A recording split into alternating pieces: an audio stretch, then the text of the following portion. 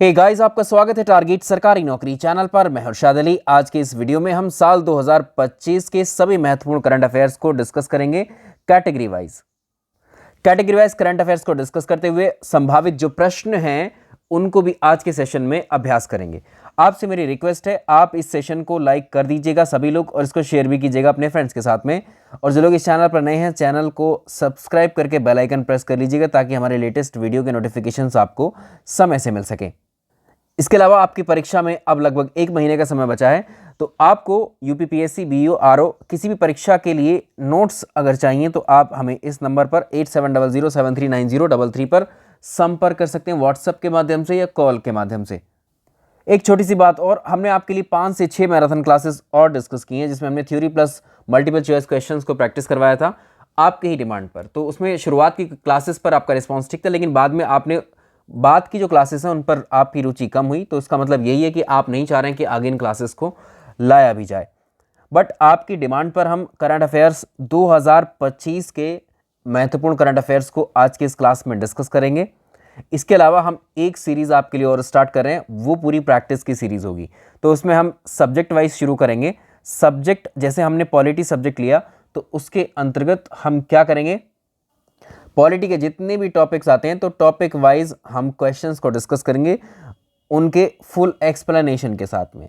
तो इस प्रकार से भी आपकी जो तैयारी, जो हमने आपसे कमिटमेंट की थी, वो भी कंप्लीट हो जाएगी हमारी इस परीक्षा से पहले। तो चलिए हम लोग अब शुरुआत कर लेते हैं। थोड़ा सा डिस्कशन हो गया इस बारे में, तो सेशन को लाइक और शेयर कर दीजिएगा इसको। आज हम बात करेंगे, सबसे पहले बात करेंगे शिखर सम्मेलन की, समिट्स की। देखिए, वर्तमान में अगर आप देखेंगे, बहुत सारे संस्थान ऐसे हैं राष्ट्रीय अंतर्राष्ट्रीय स्तर के, जो उनके सम्मेलन, उनके समिट्स होते रहते हैं। तो उसमें है United nation, BRICS, SAARC, G7, और G7 की तो अभी हाल फिलहाल में ही हुई है, G20, Shanghai corporation, BIMSTEC, NATO आदि। इनकी पहले हम इनकी डिटेल को जानेंगे, इनके इतिहास को जानेंगे, ये कब, कोई भी संगठन कब बना है, कितने मेंबर हैं उसमें, भारत उसका मेंबर है या नहीं है, और उसकी लेटेस्ट जो सम्मेलन है वो कहाँ हुई है, उसकी अध्यक्षता किसने की है। तो सम्मेलन पर तो जितनी बातें हमने आपको बताई, इतने प्रश्न आते हैं। जैसे आप देख रहे हैं, 6th बिम्स्टेक समिट 4 अप्रैल 2025 बैंकॉक, थाईलैंड में हुई। बट हम डिस्कस करेंगे संयुक्त राष्ट्र महासभा के 80वें सत्र की।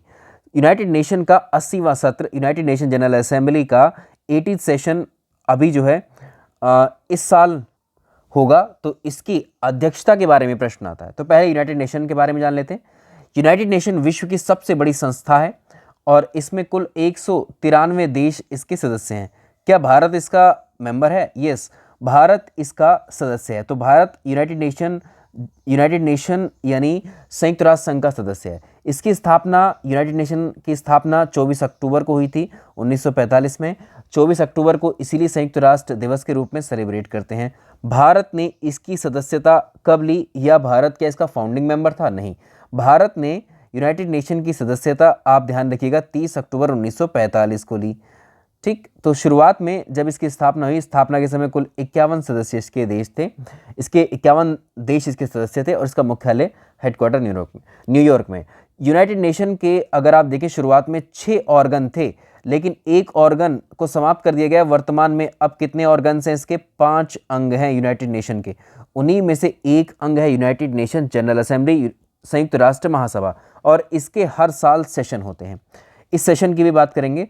अगर यूनाइटेड नेशन की आधिकारिक भाषाओं की बात करें तो यूनाइटेड नेशन की 6 आधिकारिक भाषाएं हैं, अंग्रेजी, चाइनीज़, रशियन लैंग्वेज, फ्रांसीसी, स्पेनिश और अरबिक। ये 6 लैंग्वेजेस में ये इसकी ऑफिशियल लैंग्वेजेस हैं यूनाइटेड नेशन की। आइए हम बात करते हैं। तो 80वां सेशन की अगर हम बात करें यूनाइटेड नेशन का, 9 सितंबर 2025 को न्यूयॉर्क में इसका जो है आयोजन किया जाएगा। और 80वें सेशन की अध्यक्षता, देखिए अध्यक्ष पे प्रश्न आएगा ज़रूर, अध्यक्षता कौन करता है हर साल, उसके ऊपर ज़रूर प्रश्न आता है। तो जर्मनी की पूर्व विदेश मंत्री हैं एनालेना बैरबॉक को जो है चुना गया है 80वें सेशन की अध्यक्षता के लिए। इसके अलावा एक और इम्पॉर्टेंट फैक्ट आप याद रखेंगे, जो संयुक्त राष्ट्र के महासचिव हैं, सेक्रेटरी कौन है? एंटोनियो गुटेरस हैं। ये काफ़ी समय से हैं, साल 2017 से लेकर के ये जो है बने हुए हैं अभी तक इस पद पर। 9वें महासचिव हैं ये।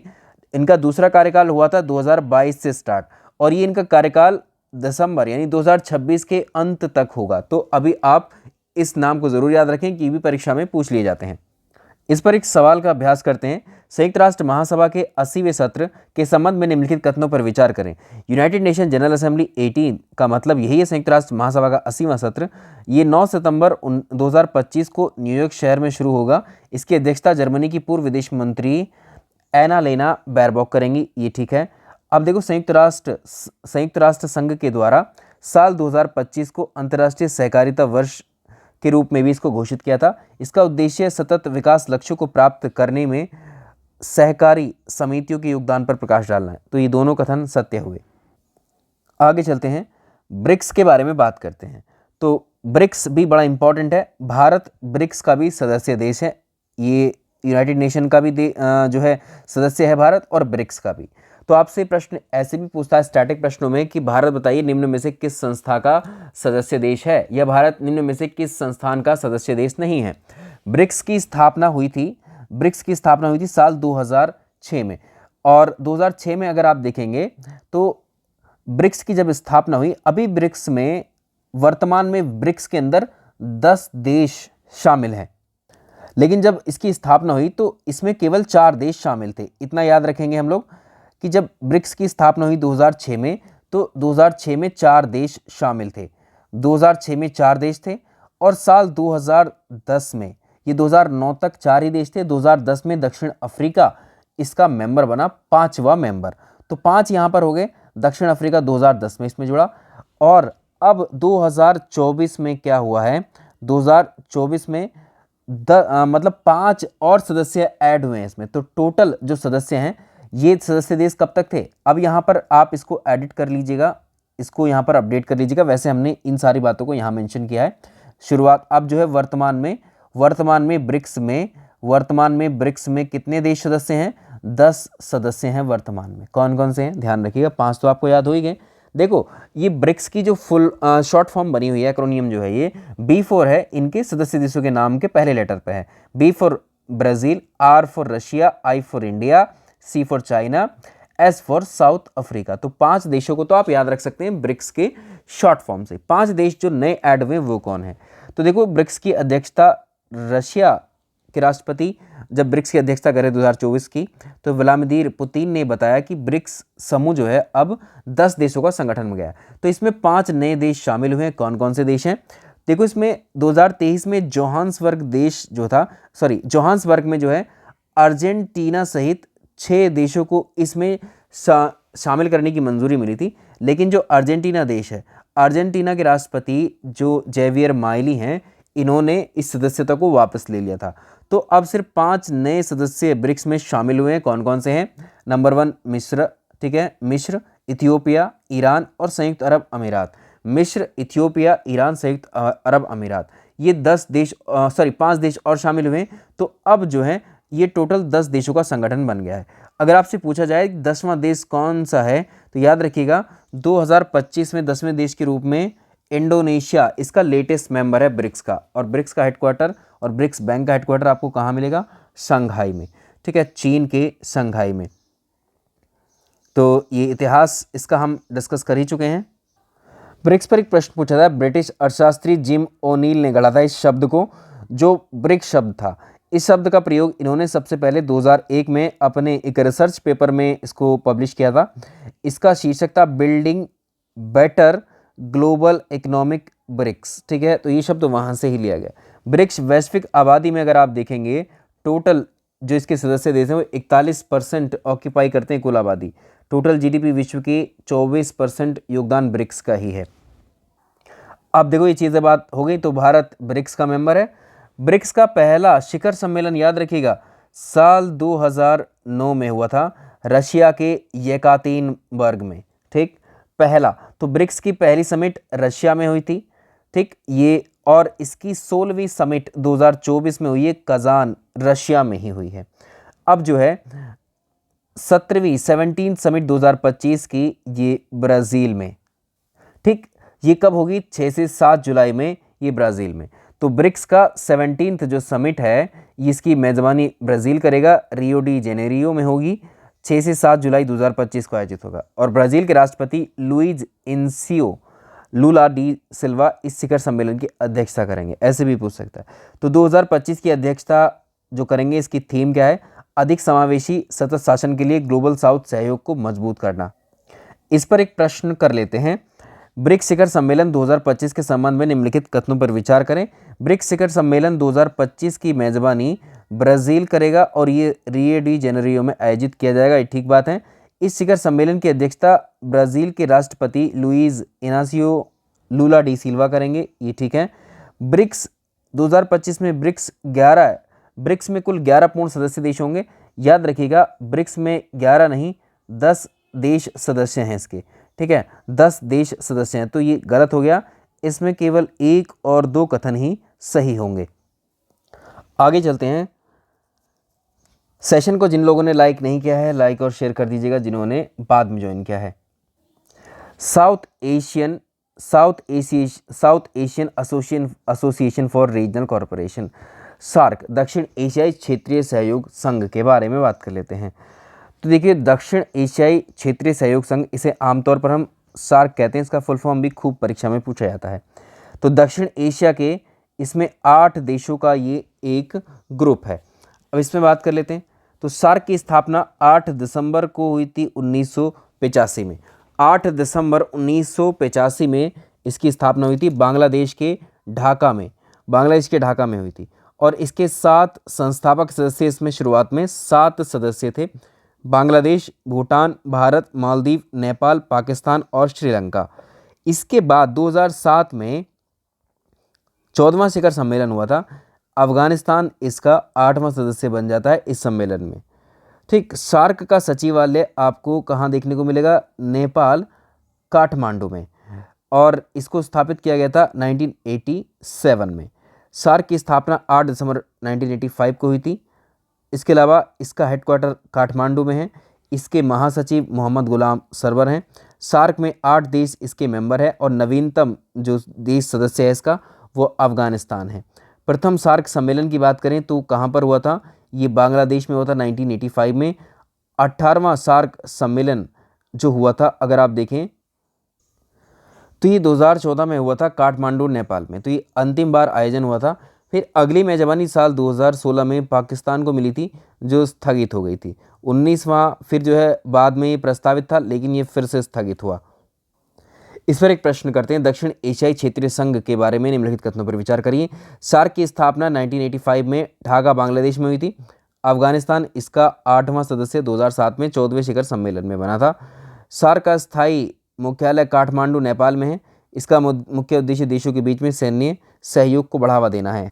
देखो, ये कथन आधा ठीक है, इसलिए जल्दबाजी नहीं करनी है। तो यहाँ तक तो ठीक है ये, लेकिन इसका मुख्य उद्देश्य सैन्य सहयोग को बढ़ावा देना नहीं है, आर्थिक सामाजिक स्थिति को जो है बढ़ावा देना है। तो दूसरा गलत। 18वां शिखर सम्मेलन 2014 में नेपाल में आयोजित हुआ था। उसके बाद में कोई भी औपचारिक सम्मेलन अभी तक नहीं हुआ है। इसमें ये ठीक हो जाए। आगे देखेंगे G7 समिट। देखिए G7 है, G का मतलब होता है ग्रुप ऑफ 7। ठीक है, इसको कभी कभी G7 कहते हैं, कभी कभी G8 कहते हैं। इसके बारे में बात कर लेते हैं। तो G7 दुनिया की जो सबसे डेवलप्ड नेशन है, दुनिया के 7 सबसे विकसित डेवलप्ड नेशन का एक समूह है ये। ठीक, इसका इम्पॉर्टेंट है, इसको भी इम्पॉर्टेंट है। अब ध्यान रखना, इसमें हमने सार्क तक देखा, तो सार्क में भारत मेंबर है। ठीक है, इसके अलावा ब्रिक में है मेंबर, यूनाइटेड नेशन में मेंबर है भारत। लेकिन ग्रुप ऑफ 7 में या G7 में भारत इसका मेंबर देश नहीं है। क्यों? क्योंकि ये विकसित अर्थव्यवस्थाओं की डेवलप्ड नेशन का ग्रुप है और भारत आप जानते हैं डेवलपिंग नेशन की कैटेगरी में है, यानी विकासशील देशों की कैटेगरी में हम। और इसकी जो स्थापना हुई थी 1975 में हुई थी। फ्रांसीसी राष्ट्रपति वैलेरी गिस्कॉर्ड ने की थी और जर्मन के चांसलर थे हेलमुट स्मिट ने की थी। ठीक, तो इसमें शुरुआत में देखेंगे अमेरिका, ब्रिटेन, इटली, जापान, ठीक है, इनको मिला करके यहाँ अगर देखें तो इसका शुरुआती नाम जो दिया गया था वो G6 दिया गया था। 1976 में कनाडा इसमें शामिल हुआ, तो ये हो गया G7। 1997 में इसमें रशिया शामिल हो गया। ठीक है, तो ये समूह हो गया G8। लेकिन 2014 में क्रीमिया क्राइसिस के बाद में रशिया को इससे निष्कासित कर दिया गया। तो फिर से इसका नाम G7 हो गया। तो G7 में कौन कौन से देश हैं? Canada, France, Germany, Italy, Japan, UK, USA. ठीक, तो G7 में अगर आप देखें इसके सदस्य देश हैं Canada, France, Germany, Italy, Japan, UK, USA. अब यूरोपियन यूनियन भी एक गैर सूचीबद्ध सदस्य के रूप में इसमें शामिल है। और अभी जानते हैं, आपको कुछ दिन पहले ये न्यूज़ भी आई थी कि भारत को G7 से जो है इनविटेशन नहीं आया है ना, कि भारत को G7 के लिए आमंत्रित नहीं किया है। लेकिन लास्ट टाइम पे आपने देखा है कि भारत को आमंत्रित किया गया था और भारत की तरफ से G7 में भारत के प्रधानमंत्री नरेंद्र मोदी जी शामिल हुए थे। तो ये कहाँ पर हुई थी G7 समिट? ये तो अभी हुई है 16-17 जून को, जो है 16-17 जून 2025 को ये समिट हुई है। तो ये हुई है कनाडा में। ठीक है, याद रखिएगा, G7 समिट कनाडा में हुई है, कनाडा के कनानास्किस में। ठीक है, कनाडा के कनानास्किस में इसका आयोजन किया गया। तो G7 का जो प्रथम सम्मेलन था वो फ्रांस में किया गया। अब देखो, इसमें 2024 का जो सम्मेलन था वो इटली में हुआ है, 50वां सम्मेलन। अभी जो लेटेस्ट सम्मेलन है वो 2025वां सम्मेलन है, ये 51वां जी शिखर सम्मेलन, ये कनाडा में हुआ है। ठीक है, कनाडा में कहाँ? कनानास्किस में इसमें। और ये जो है 15 से 17 जून के बीच में ये इसका आयोजन हो चुका है। और भारत ने इसमें पार्टिसिपेट किया, हालांकि भारत इसका मेंबर नहीं। आगे बात करते हैं आसियान शिखर सम्मेलन की। तो यहाँ पर देखिए, आसियान मलेशिया 2025 वाला जो सम्मेलन है, association of south east Asian nation. तो आसियान की फुल फॉर्म पूछता है association of south east Asian nation. तो दक्षिणी पूर्व एशिया का एक महत्वपूर्ण ये अंतर सरकारी संगठन है। आसियान की स्थापना अगर आप देखें 8 अगस्त 1967 में हुई थी। इसका हेडक्वार्टर इंडोनेशिया जकार्ता में है। इसके महासचिव हैं काओ किम हॉर्न। अब देखो, आसियान में 10 देश इसके मेंबर हैं। आसियान में 10 देश इसके मेंबर हैं। क्या भारत आसियान का सदस्य है? देखो, Brunei, Philippines, Laos, Thailand, Vietnam, Malaysia, Indonesia, Myanmar, Cambodia, Singapore, ये 10 देश इसके सदस्य देश हैं। इनमें से ये भी पूछ लेता है निम्न में से कौन सा आसियान देश का सदस्य, आसियान संघ का सदस्य है? तो भारत आसियान का मेंबर नहीं है, ये आप याद करिएगा। अभी जितने भी हमने देखे, तो G7 में भारत नहीं है और आसियान में भारत नहीं है। आसियान के जो सम्मेलन होते हैं, वर्ष में 2 बार इनका आयोजन होता है और 2025 में इसकी अध्यक्षता जो है मलेशिया कर रहा है। पहला आसियान शिखर सम्मेलन 1976 में आयोजित किया गया था इंडोनेशिया के बाली में।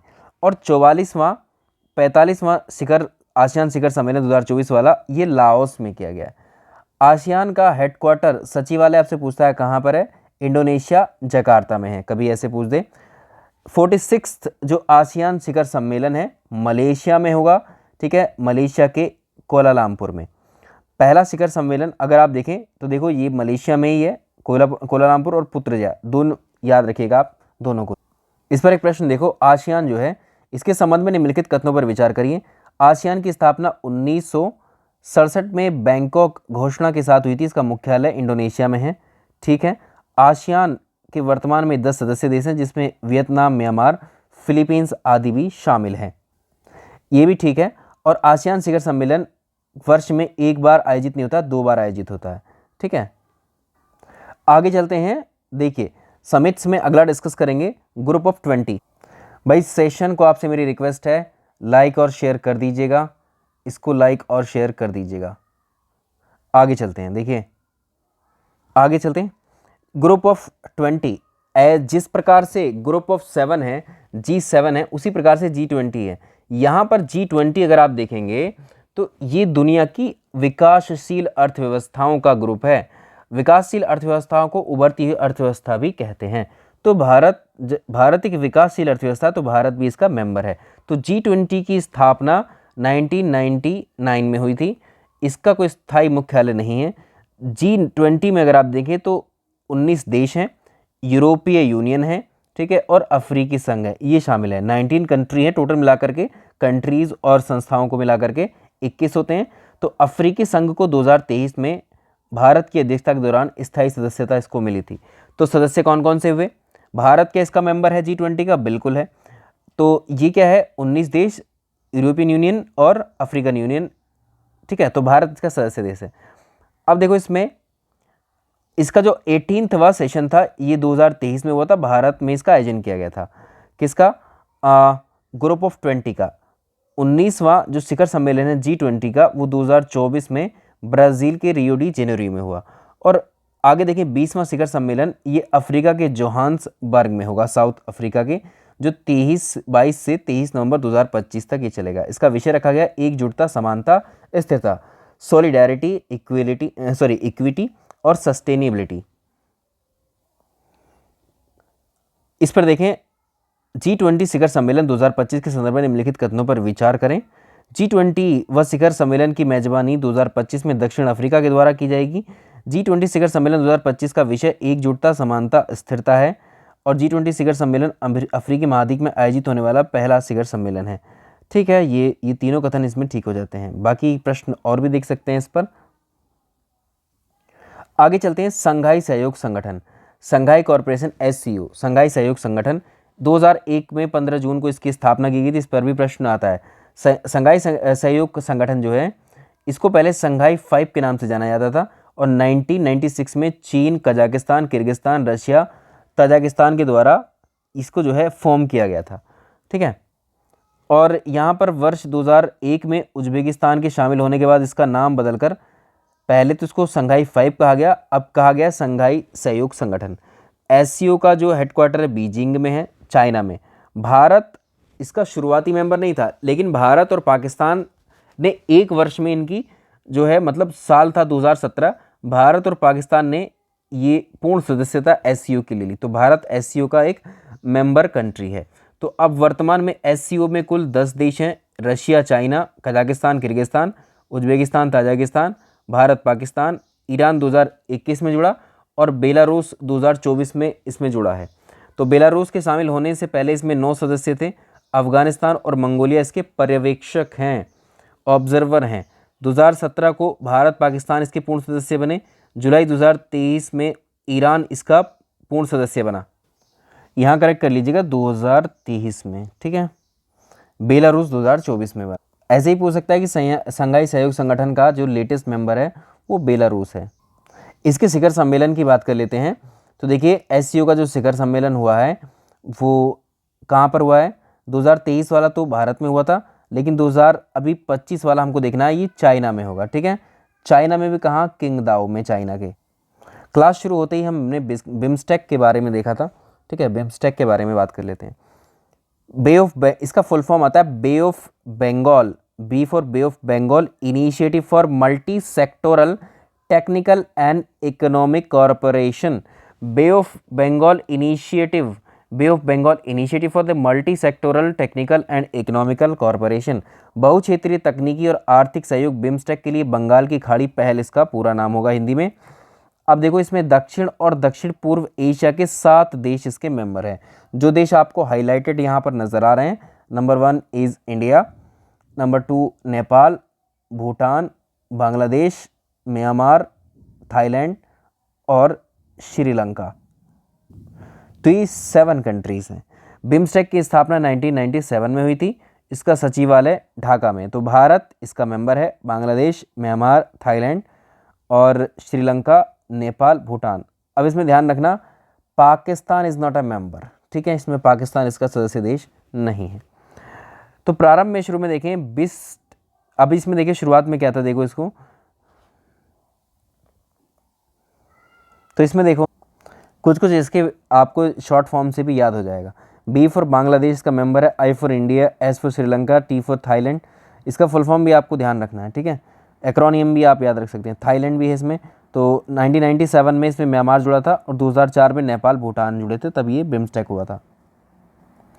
बिम्स्टेक का जो अगर आप लेटेस्ट वाला देखेंगे शिखर सम्मेलन, वो हुआ था बैंकॉक, थाईलैंड में। ठीक है, अभी पीछे हमने फ़ोटो ही देखा था उसका। यहाँ पर चाहें आप इसको चेंज कर लें, यहाँ पर करें 2025। ठीक है, 2025। तो यहाँ पर इस पर सवाल कर लेते हैं, एक सवाल कर लेते हैं। पहला बिम्स्टेक कहाँ पर हुआ था? दिल्ली में, भारत। तो छठवें बिम्स्टेक शिखर सम्मेलन के माफ़ कीजिएगा, संबंध में निम्नलिखित कथनों पर विचार कीजिए। 4 अप्रैल 2025 को ये सम्मेलन थाईलैंड में हुआ, बिल्कुल देखो सही बात है। इस सम्मेलन का मुख्य विषय बिम्स्टेक समृद्ध, लचीला और खुला था। दोनों कथन इसमें सही हो जाते। NATO, North Atlantic Treaty Organization के ऊपर भी प्रश्न आते हैं। ये अंतर्राष्ट्रीय एक सैन्य संगठन है, ये मिलिट्री ऑर्गेनाइजेशन है। कुछ देशों ने इसमें जो है सदस्य बने हैं और एक तरीके से वो सैन्य संगठन बनाया सेना को लेकर के। इसमें क्या होता है, इसमें खास बात क्या है, 32 देश इसके सदस्य हैं और ऐसा माना जाता है अगर इन 32 देशों में से किसी देश के ऊपर आक्रमण होता है तो ये देश मानते हैं कि उन 32 देशों पर आक्रमण हुआ और एक साथ खड़े हो जाते हैं। तो 32 देशों का सदस्य है। भारत क्या इसका मेंबर है? भारत नेटो का मेंबर नहीं है। भारत नेटो का मेंबर नहीं है। नाटो कहें नेटो कहें, इसका हेडक्वार्टर कहाँ पर है? बेल्जियम में। नाटो की स्थापना 1949 में हुई थी। 75 साल इसकी स्थापना को पूरे हो चुके हैं। आगे बात करेंगे। नाटो जो है यूरोप और उत्तरी अमेरिका, आप ध्यान रखिएगा 2 कॉन्टिनेंट इसमें नाम लिए गए हैं, यूरोप कॉन्टिनेंट और उत्तरी अमेरिका के 32 देशों का एक राजनीतिक और सैन्य संगठन है। ये सामूहिक रूप से रक्षा, संकट प्रबंधन, साझेदारी, नवाचार के माध्यम से अपने सदस्यों की सुरक्षा करता है। नाटो का पहला शिखर सम्मेलन 1949 में हुआ था और ये जो है वाशिंगटन डीसी में इसको किया गया था। नाटो के शिखर सम्मेलन की हम बात करें, 25वां शिखर सम्मेलन नीदरलैंड हेग में होगा 24 से 25 जून के बीच में। इसके सदस्य देशों में आप देख सकते हैं Albania, Belgium, Bulgaria, Canada, Croatia, चेक गणराज्य, Denmark, Estonia, Finland, France, Germany, Hungary, Iceland, Italy, Latvia, Lithuania, Luxembourg, Montenegro, Netherland, उत्तरी Macedonia, Norway, Poland, Portugal, Romania, Slovakia, Slovenia, Spain, Sweden, Turkey, UK और यूएसए। 7 मार्च 2024 को Sweden इसका 32वां सदस्य बना था। सवाल देखो, जुलाई 2024 में नाटो गठबंधन के 75 वर्ष पूरे होने के उपलक्ष्य में नाटो शिखर सम्मेलन का आयोजन कहाँ पर हुआ था? Washington DC. इस पोस्टर पर आप देख सकते हैं 75 वर्ष पूरे होने पर ये वाशिंगटन डीसी में समिट हुई थी और 2024 में इसको जो है 75 साल पूरे हुए थे। ठीक है, और इस पर एक प्रश्न और कर सकते हैं, नाटो शिखर सम्मेलन 2025 का आयोजन 24 से 25 जून को हेग नीदरलैंड में किया जाएगा। ठीक है, इस शिखर सम्मेलन का एजेंडा अगर आप देखेंगे, प्रमुख एजेंडा नाटो की निवारक और रक्षा क्षमताओं को मजबूत करना है, दोनों ठीक है। इसके अलावा देखिए एशिया प्रशांत आर्थिक सहयोग, एपेक इसको बोलते हैं, एशिया पैसिफिक इकोनॉमिक कॉरपोरेशन। एशिया प्रशांत क्षेत्र में मुक्त व्यापार को बढ़ावा देने के लिए 21 देशों का ये ग्रुप है। भारत इसका सदस्य देश नहीं है, तो ध्यान रखिएगा भारत इसका मेंबर कंट्री नहीं है। एपेक की स्थापना 1989 में हुई। एपेक का हेडक्वार्टर सिंगापुर के क्वींस टाउन में है और एपेक के वर्तमान अध्यक्ष हैं बोलुआर्ट। और देखो इसमें लेटेस्ट अगर आपको याद रखना है तो लेटेस्ट जो इसकी समिट हुई है वो दक्षिण कोरिया के ग्योंगजू में हुई थी। ग्योंगजू में इसका सम्मेलन कनेक्ट इनोवेट समृद्ध के नाम से इसका थीम है 2025 का एपेक सम्मेलन। भाई सेशन को लाइक और शेयर कर दीजिएगा यदि आपने नहीं किया है। यूनाइटेड नेशन जलवायु परिवर्तन सम्मेलन, United nation climate change conference की बात करेंगे। ठीक है, ये अमेजोनिया में होगी। अब देखो इसमें आप याद रख लीजिएगा, ये जो है बेलेम ब्राज़ील में की जाएगी इसका आयोजन 2025 COP30 के नाम से। तो COP30 के नाम से अगर आप देखें, यूनाइटेड नेशन UNFCCC का सचिवालय जर्मनी के बॉर्न में है। पहला संयुक्त राष्ट्र जलवायु परिवर्तन सम्मेलन COP1 इसको हम बोलते हैं, COP मतलब कॉन्फ्रेंस ऑफ पार्टी, 1995 में होता बर्लिन जर्मनी में। 29वां हुआ था 2024 का बाकू अजरबैजान में और 30वां जो होगा इसका COP30 वो 2025 में ब्राज़ील के बेलेम शहर में आयोजित किया जाएगा। ऐसे ही एक G77 है, विकासशील देशों का समूह है ये। ठीक है, तो इसमें भारत G77 का सदस्य भी है, G20 का भी सदस्य है और इसमें विकासशील देशों का समूह है। वर्तमान में 134 इसमें देश हैं और इसकी जो लेटेस्ट अध्यक्षता है वो किसके पास है? इराक के पास में है। इसके अलावा दक्षिण शिखर सम्मेलन पहला क्यूबा में हुआ था और तीसरा कंपाला युगांडा में हुआ था। एक और आ जाता है I2U2 गठबंधन। क्या है? I2U2 4 देशों का समूह है। इसमें ये 2021 में ये अस्तित्व में आए थे। अब देखो इसमें एक I4 है इंडिया, एक I4 है इजराइल और एक है UAE और US। ये 4 देश मिलकर के इनको कहा गया I2U2। ठीक है, तो प्राथमिक उद्देश्य राष्ट्रों के बीच में तकनीकें और निजी क्षेत्र को इसमें जो है एक तरीके से सहारा देना होगा। अब इसमें देखो इंडिया, इजराइल, यूएई और यूएसए, तो इसका इंडिया एक मेंबर देश है, इसको ध्यान रखिएगा। I2U2 की मेज़बानी 2023 में यूएई के द्वारा की गई थी, उसके बाद में इसका कोई अधिवेशन आदि नहीं हुआ है। ऐसे ही राष्ट्रमंडल शासन अध्यक्षों की जो बैठक हुई, जिसको चोगम हम कहते हैं, ठीक है, CHOGM, commonwealth heads of the government meeting, CHOGM के नाम से जानते हैं इसको, और इसकी 27वीं बैठक 2024 में हुई है, ये समोआ में। इसके अलावा नैम 120 देशों का एक समूह है, नॉन अलाइड मूवमेंट गुट निरपेक्ष शिखर आंदोलन है। ये 19वां शिखर आंदोलन 2024 में हुआ था और ये युगांडा के कंपाला में किया गया था। इसके अलावा एशियन डेवलपमेंट बैंक, एशियाई विकास बैंक की स्थापना 1966 में की गई थी। इसका हेडक्वार्टर फिलीपींस में है। 21 सदस्य देश हैं इसमें। और एडीबी की अगर हम बात करें, इसकी 58वीं आम बैठक ये मिलान इटली में इसका आयोजन हुआ है, ठीक है, तो इसका उत्तर हो जाएगा ये। एक और देख लेते हैं, चतुर्भुज सुरक्षा संवाद, इसको क्वाड कहते हैं, क्वाड्रिलेटरल सिक्योरिटी डायलॉग, क्वाड। अभी इसमें देखो 2007 में जापान के प्रधानमंत्री शिंजो आबे ने इसको कॉइन किया था और 2017 में भारत, ऑस्ट्रेलिया, अमेरिका, जापान के साथ आकर के इसमें चतुर्भुज गठबंधन किया गया। तो क्वाड में कौन कौन शामिल है? America, Japan, Bharat, Australia. 6वीं जो क्वाड का शिखर सम्मेलन हुआ है वो कहाँ पर हुआ है? यूएसए में। करंट अफेयर्स की अगली कैटेगरी को डिस्कस करेंगे, ये है महत्वपूर्ण दिवस पर आधारित। आपसे मेरी रिक्वेस्ट है, सेशन को आप लाइक कर दीजिएगा, यदि नहीं किया है आपने तो कीजिएगा और उसको शेयर भी कीजिएगा। देखिए, अब हम इम्पॉर्टेंट दिवस के बारे में बात करेंगे जो साल में होते हैं। कौन कौन से हैं? देखिए, राष्ट्रीय बालिका दिवस के बारे में निम्नलिखित कथनों पर विचार करिए। प्रश्नों के माध्यम से हम इनको करेंगे। तो भारत में हर साल 24 जनवरी को नेशनल गर्ल चाइल्ड डे के रूप में सेलिब्रेट किया जाता है, ये बात सही है। राष्ट्रीय बालिका दिवस की पहली बार शुरुआत 2008 में की गई थी महिला एवं बाल विकास मंत्रालय द्वारा, ठीक है। नेशनल गर्ल चाइल्ड ये भारत में सेलिब्रेट किया जाता है कितनी तारीख को? 24 जनवरी को। इस दिन को मनाने का उद्देश्य बालिकाओं के अधिकारों के बारे में जागरूकता को बढ़ाना है, उनके स्वास्थ्य, शिक्षा, पोषण और एम्पावरमेंट पर जोर देना है। इसमें ये बात ठीक है, तीनों कथन इसके सही हो जाते हैं, तीनों कथन इसमें सही हो गए। आप हमारे पेड नोट्स के प्रोग्राम से जुड़ सकते हैं सभी एग्ज़ाम्स के लिए। आप चाहे पेट की परीक्षा दे रहे हैं, आरआरबी की दे रहे हैं, किसी परीक्षा को दे रहे हैं, 8700739033 पर।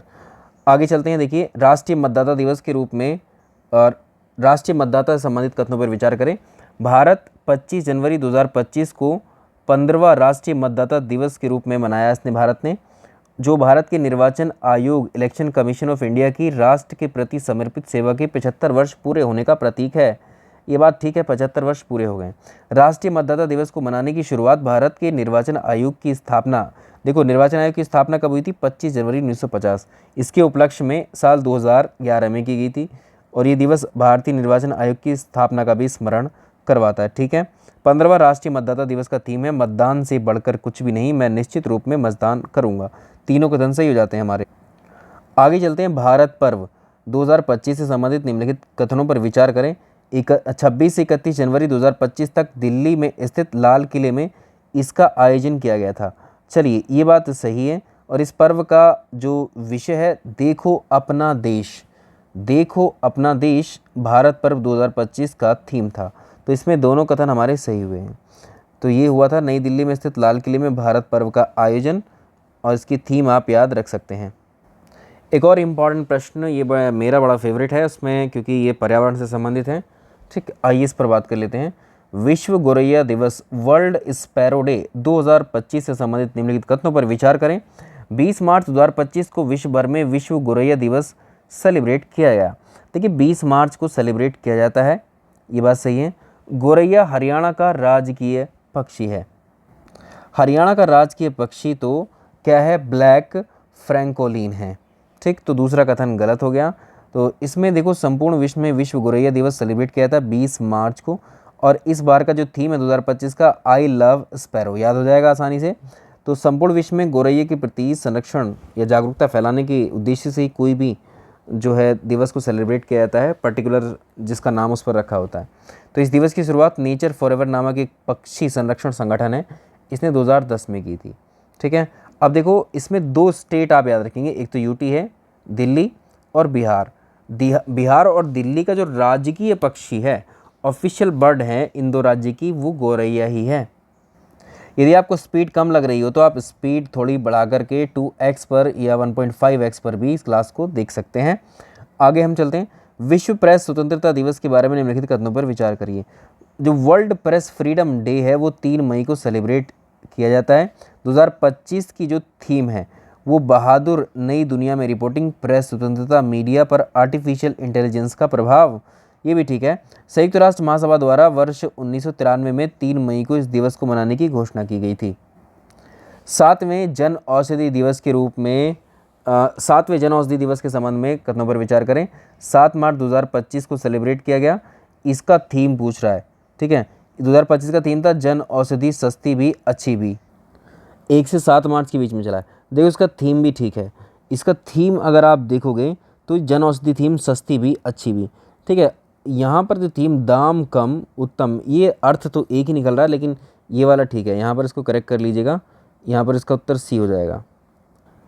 देखो पोस्टर्स पे अगर आप देखेंगे, इसके जो पोस्टर रिलीज़ किए गए उनमें दोनों जगह ये इस्तेमाल किया गया, दाम कम दवाई उत्तम, जन औषधि सस्ती भी अच्छी भी, ये दोनों ही यूज़ किए गए हैं अलग अलग पोस्टर्स में। एक और बड़ा महत्वपूर्ण दिवस है, देखिए इंटरनेशनल डे ऑफ बायोडाइवर्सिटी के ऊपर है ये। 22 मई 2025 को अंतर्राष्ट्रीय जैव विविधता दिवस सेलिब्रेट किया गया। ये बात बिल्कुल ठीक है। इसका थीम हम समाधान का भाग हैं क्या? देखिए इसका थीम क्या रहा?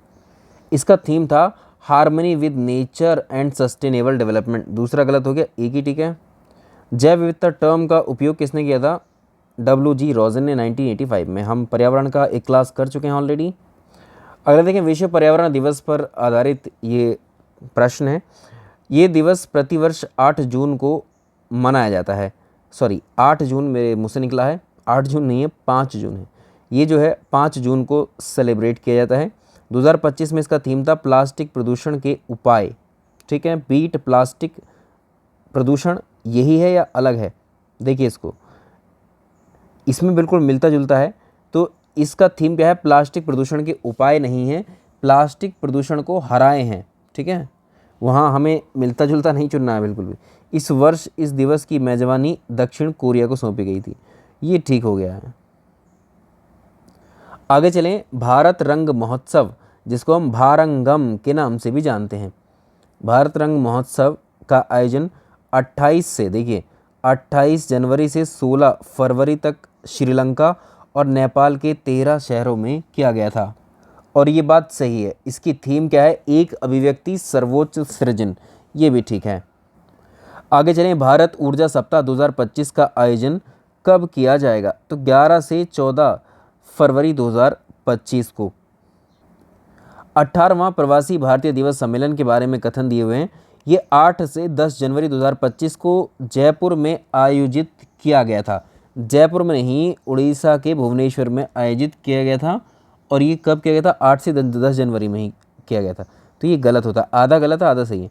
इसका जो अगर आप देखें थीम, विकसित भारत में प्रवासियों का योगदान, ये रहा थीम भी यहीं पर, ठीक है। पोस्टर से भी याद हो जाएंगी ये चीज़ें। एक ही ठीक है, इसमें केवल 2। प्रवासी भारतीय दिवस आप जानते हैं, गांधी जी वर्ष 1915 में दक्षिण अफ्रीका से भारत लौटे थे 9 जनवरी को, तो उनकी याद में ही जो है इसको सेलिब्रेट किया जाता है। आगे देखें। विश्व आर्द्र भूमि दिवस, वर्ल्ड वेटलैंड डे के संदर्भ में निम्नलिखित कथनों पर विचार करें। जो विश्व आर्द्र भूमि दिवस है, ये प्रत्येक वर्ष 2 फरवरी को सेलिब्रेट किया जाता है। यह दिवस 1971 में ईरान के रामसर शहर में आर्द्र भूमियों पर हुए अभिसमय कन्वेंशन को अब अपनाने की वर्षगांठ पे हुआ था। ये भी ठीक है। आगे चलें। विश्व आर्द्र भूमि दिवस का थीम हमारे साझे भविष्य के लिए आर्द्र भूमियों का संरक्षण है। तो ध्यान रखिएगा ये वाला भी सही है। देखिए तीनों कथन इसमें सही हैं। तो इसमें यहाँ पर 1, 2 और 3 ये सही है। देखो तीसरा भी सही है, दूसरा भी सही है, ये सब सही है। तो यहाँ पर करेक्ट कर लेंगे, ये वाला इसका उत्तर हो जाएगा। फरवरी 2025 में आदि महोत्सव कहाँ पर आयोजित किया गया? दिल्ली में। अंतर्राष्ट्रीय शिक्षा दिवस के संबंध में निम्नलिखित कथनों पर विचार करें। अंतर्राष्ट्रीय शिक्षा दिवस 24 जनवरी 2024 को ये जो है सेलिब्रेट किया गया। वर्ष 2024 का जो थीम था वो स्थायी शांति के लिए सीखना, और 3 दिसंबर 2018 को प्रत्येक वर्ष 24 जनवरी को अंतर्राष्ट्रीय शिक्षा दिवस के रूप में सेलिब्रेट किया जाए। आगे चलते हैं। राष्ट्रीय युवा दिवस के बारे में क्वेश्चन देखें। राष्ट्रीय युवा दिवस प्रत्येक वर्ष जनवरी में 12 जनवरी को सेलिब्रेट किया जाता है और इस दिन स्वामी विवेकानंद जी की जयंती होती है। राष्ट्रीय युवा दिवस का मुख्य विषय युवा शक्ति का जश्न मनाना है। तो इसमें अगर आप देखेंगे, इसमें भी करेक्ट करेंगे हम लोग, तीनों इसमें स्टेटमेंट सही होते हैं, हमारे तीनों स्टेटमेंट सही हो गए। बाकी आप इनकी डिटेल्स को भी पढ़ सकते हैं, ठीक है। 21 मार्च 2025 को संपूर्ण वर्ष में विश्व में अंतर्राष्ट्रीय वन दिवस सेलिब्रेट किया गया, इंटरनेशनल डे ऑफ फॉरेस्ट 21 मार्च को। इसका मुख्य थीम बताना है क्या है, वन और भोजन, वन और भोजन, forest and food, forest and food. हाल ही में केंद्र सरकार ने प्रतिवर्ष की स्थिति को आयुर्वेद दिवस मनाने के लिए निर्धारित किया है 23 सितंबर को। एक पेड़ माँ के नाम 2.0 अभियान से संबंधित कथनों पर विचार करिए। 5 जून 2025 को केंद्रीय शिक्षा मंत्री धर्मेंद्र प्रधान को नई दिल्ली में एक पेड़ माँ के नाम 2.0 अभियान शुरू किया था, ठीक है। ये पिछले वर्ष 5 करोड़ पौधारोपण के बाद में 10 करोड़ का इसमें लक्ष्य निर्धारित किया गया, दोनों ठीक है। राष्ट्रीय विज्ञान दिवस 28 फरवरी 2025 को देश भर में सेलिब्रेट किया गया। राष्ट्रीय विज्ञान दिवस का थीम था विकसित भारत के लिए विज्ञान और नवाचार में वैश्विक नेतृत्व के लिए भारतीय युवाओं को सशक्त बनाना। भाई अब हो सकता है कि कल से हम लोग जो है आपकी प्रैक्टिस शुरू करवाएंगे, रात में सेशन रहेगा हमारा। 33वां नई दिल्ली विश्व पुस्तक मेला 2025 से संबंधित निम्नलिखित कथनों पर विचार करें। जो वर्ल्ड बुक फेयर लगता है ये दिल्ली में लगता है, दिल्ली में भारत मंडपम, ठीक है। ये नई दिल्ली में आयोजित किया गया है। इस मेले की थीम थी हम भारत के लोग, हम भारत के लोग। यहाँ से देखो थीम, इसमें 2 थीम ये भी है, इसमें हम भारत के लोग को भी कर सकते हैं। इस पर अगर आप देखेंगे तो यहाँ थीम, यहाँ पर देखिए रिपब्लिक @75, तो ये भी इसकी डॉक्यूमेंट में मेंशन है, लेकिन इसको आप यहाँ पर अभी हटाइए। आप इसका थीम याद रखिएगा, रिपब्लिक @75, ठीक है। तो इसमें एक ठीक रहेगा। विश्व वन्यजीव दिवस के संदर्भ में निम्नलिखित कथनों पर विचार करें। 3 मार्च को वन्यजीव दिवस सेलिब्रेट किया जाता है और 20 दिसंबर 2013 को संयुक्त राष्ट्र महासभा के 68वें सत्र में 3 मार्च को संयुक्त राष्ट्र विश्व वन्यजीव दिवस के रूप में घोषित किया गया। आगे देखें, यह दिन इसलिए महत्वपूर्ण है क्योंकि इसी दिन 1973 में वन्य जीवों और वनस्पतियों की लुप्तप्राय प्रजातियों के लिए अंतर्राष्ट्रीय व्यापार कन्वेंशन साइट्स पर भी हस्ताक्षर किए गए थे। तो ध्यान रखिएगा, ये भी ठीक रहेगा। आगे देखें, ये चौथा कथन है हमारे पास में। 2025 में वन्यजीव दिवस का जो थीम है वन्यजीव संरक्षण, वित्त, लोगों और ग्रह में निवेश, इसका थीम भी ये ठीक है। अंतर्राष्ट्रीय महिला दिवस के बारे में बात कर लेते हैं। प्रत्येक वर्ष 8 मार्च को सेलिब्रेट किया जाता है महिलाओं को सामाजिक, आर्थिक, सांस्कृतिक, राजनीतिक उपलब्धियों का जश्न मनाने के लिए। 2025 का थीम है अंतर्राष्ट्रीय महिला दिवस का सभी महिलाओं और लड़कियों के लिए अधिकार, समानता, सशक्तिकरण। अंतर्राष्ट्रीय बालिका दिवस के बारे में कथन दिए हुए हैं। 11 अक्टूबर को सेलिब्रेट किया जाता है। इसका उद्देश्य लड़कियों के सामने आने वाली चुनौतियों को उजागर करना और उनके सशक्तिकरण को बढ़ावा देना है। और देखें, इसमें देखिए, इसका जो थीम है भविष्य के लिए बालिकाओं का दृष्टिकोण, तो इसका ये भी ठीक होगा। ये तीनों ठीक हो जाएंगे, तो इसमें तीनों सही होंगे, ठीक है। इसमें एक और ऐड कर लीजिएगा। अंतर्राष्ट्रीय शिक्षा दिवस, इंटरनेशनल डे ऑफ एजुकेशन 24 जनवरी को सेलिब्रेट किया जाता है और 2018 में इसकी घोषणा की गई थी। और इसका जो थीम है AI और शिक्षा, स्वचालित दुनिया में मानव एजेंसी, ये तीनों कथन इसके ठीक रहेंगे। कुछ और भी दिवस हैं। ग्लेशियर दिवस कब सेलिब्रेट किया जाता है? तो ग्लेशियर दिवस 21 मार्च को सेलिब्रेट किया जाता है, ठीक है। आगे चलें, विश्व पृथ्वी दिवस कब सेलिब्रेट किया जाता है? देखिए 22 अप्रैल 2025 को संपूर्ण विश्व में विश्व वर्ल्ड अर्थ डे के रूप में सेलिब्रेट किया गया। इसकी थीम थी जलवायु कार्यवाही, ठीक है। इसकी थीम जलवायु कार्यवाही नहीं थी, हमारी शक्ति हमारा ग्रह, इसकी वो थी थीम। तो पहला ही सही है इसमें केवल। प्रतिवर्ष अंग्रेजी भाषा दिवस कब सेलिब्रेट किया जाता है? 23 अप्रैल को सेलिब्रेट किया जाता है। विश्व हिंदी दिवस, वर्ल्ड हिंदी डे कब सेलिब्रेट किया जाता है? 10 जनवरी को। 10 जनवरी को विश्व हिंदी दिवस, ठीक है। हिंदी दिवस, विश्व हिंदी दिवस। 23 अप्रैल 2025 को किस राज्य में खोंगजोम दिवस मनाया गया? तो ये मणिपुर में। चलिए आते हैं स्पोर्ट्स पर। खेल प्रतियोगिताओं पर नज़र डालेंगे, ठीक है। 2025 के कौन कौन से गेम्स हैं? तो इसमें राष्ट्रीय national games, Olympic games, Asian games, इसके अलावा राष्ट्रमंडल खेल। ये जो वर्ष आपको लिखे हैं ये हम लेटेस्ट वर्ष का भी डिस्कस करेंगे और जो आयोजन हो चुके हैं उनके भी डिस्कस करेंगे। जैसे आप यहाँ देखिए, पहला ही डिस्कस करेंगे 38वें राष्ट्रीय खेल 2025। ये देखिए कोई भी गेम्स कहाँ पर हुए हैं, सबसे पहला सवाल तो यही है उसका आयोजन स्थल कहाँ पर है। आप जानते हैं इस उत्तराखंड में 28 जनवरी से 14 फरवरी के बीच में हुए हैं ये गेम्स, ठीक है। तो ये है नेशनल गेम्स, 38वां इनका संस्करण था। और इस पर प्रश्न कर लेते हैं सीधे सीधे। 38वें राष्ट्रीय खेल 2025 के संबंध में निम्नलिखित कथनों पर विचार करें। 28 से 14 फरवरी 2025 तक 38वें राष्ट्रीय खेलों का आयोजन उत्तराखंड में किया गया। बिल्कुल ठीक बात है, हमारे पोस्टर पर भी है ये। 28 जनवरी 2025 को प्रधानमंत्री नरेंद्र मोदी ने देहरादून में 38वें राष्ट्रीय खेलों का उद्घाटन किया। ये भी ठीक है। राष्ट्रीय खेल का अगला संस्करण जो होगा 39वें राष्ट्रीय खेलों का मेघालय में होगा। ये भी ठीक है। तो तीनों कथन हमारे इसमें सही हो गए।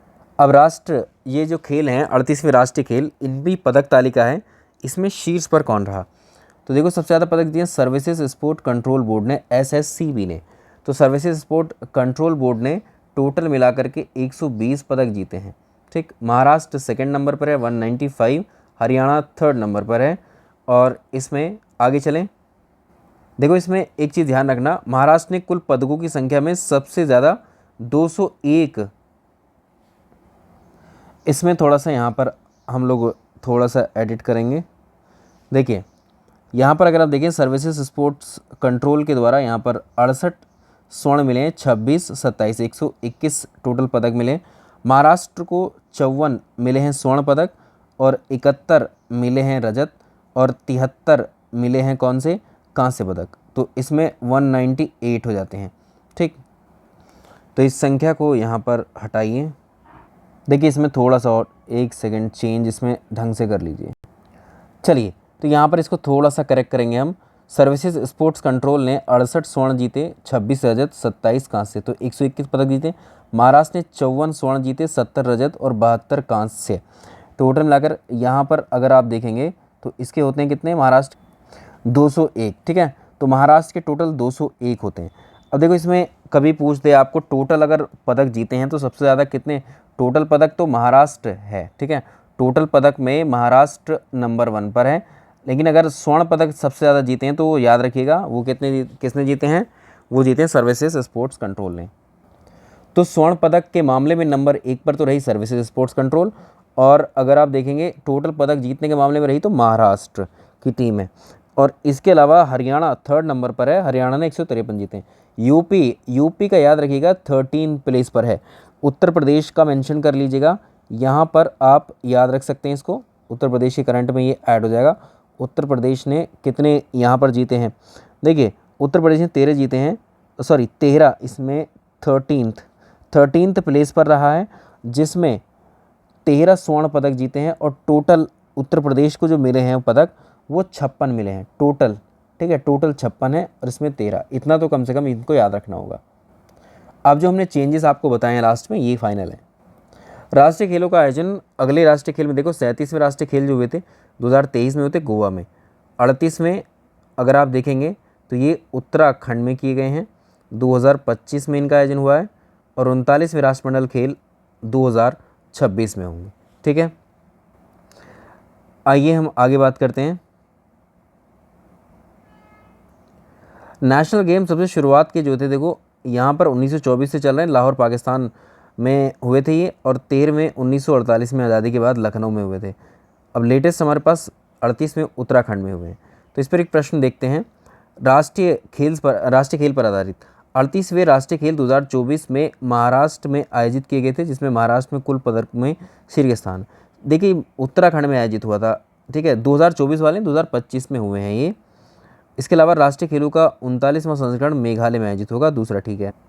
कुछ और भी इवेंट्स हैं, ठीक है। तो देखिए इसमें खेलो इंडिया गेम्स भी शुरू किए गए थे। खेलो इंडिया गेम्स के अंतर्गत एक तो खेलो इंडिया यूथ गेम आते हैं, खेलो इंडिया यूनिवर्सिटी गेम आते हैं, खेलो इंडिया विंटर गेम आते हैं। इन तीनों गेमों को देख लेते हैं। अगर आपसे पूछेगा सबसे पहली बार खेलो इंडिया यूथ गेम का आयोजन सबसे पहली बार कहाँ किया गया, ये 2018 में दिल्ली में किया गया था। लेटेस्ट अगर आप देखेंगे, लेटेस्ट जो खेलो इंडिया यूथ गेम है 2025 वाले, आपको बताना है खेलो इंडिया यूथ गेम जो है 4 से 15 मई के बीच पहली बार इनका आयोजन बिहार में किया गया था, ये ठीक है। इन खेलों का शुभंकर गज सिम्हा था, जो हाथी और शेर का संयोजन है, ठीक है। ये क्या है, इसमें ई स्पोर्ट्स को इस संस्करण में मुख्य प्रतिस्पर्धात्मक खेल के रूप में शामिल किया। ये इसमें गलत है, ठीक है, यही हमें पहचानना है। तो इसमें प्रदर्शन खेल के रूप में इसको शामिल किया गया था, ऐसे मेन गेम के रूप में शामिल नहीं किया गया। खेलो इंडिया यूथ गेम्स में ध्यान रखिएगा, ये है हमारे काम का पैराग्राफ। यहाँ पर महाराष्ट्र ने इसमें 58 स्वर्ण पदक जीते, 47 रजत और 53 कांस्य पदक, कुल 158 पदक इसमें जीत लिए। अब देखो इसमें हम देख नेशनल गेम्स में भी महाराष्ट्र ने अच्छे खासे पदक निकाले, सबसे ज़्यादा 201 पदक निकाले टोटल ओवरऑल। यहाँ पर खेलो इंडिया यूथ गेम में 158 लेकर के शीर्ष स्थान पर महाराष्ट्र रहा है।